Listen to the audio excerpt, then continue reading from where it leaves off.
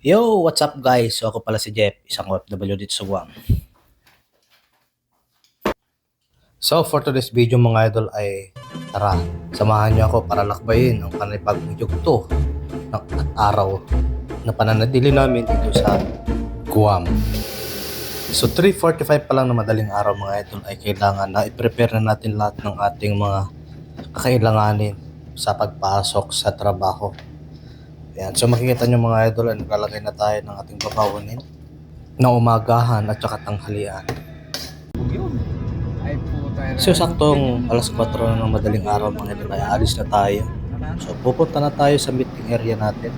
So bago tayo makaalis ay dadaan muna tayo sa bangko. Yan. So sahod pa lang ngayon mga idol. Ito na yung lunas sa mga pagod, hirap. Ayan. So for this video mga idol ay meron pa tayong trangkaso. So kahit na hindi maganda ang ating katawan ay kailangan pa rin nating pumasok. Ito, 199 lang oh. Kaso mahal. Guys, may nga dito. Bilhin mo to. Naganga ka. Kunin mo to, bayaran ko.